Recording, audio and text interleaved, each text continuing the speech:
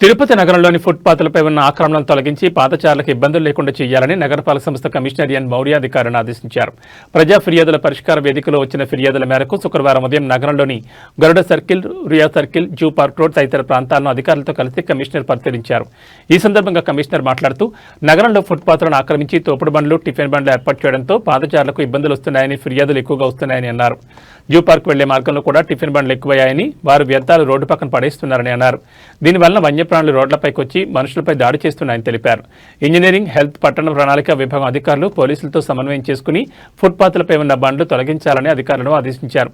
Commissioner వెంట municipal engineer Gomathi, health officer doctor Yuvanvesh, ACP Madhu, DE Madhu, sanitary supervisor Chenchaiah తదితరులు పాల్గొన్నారు.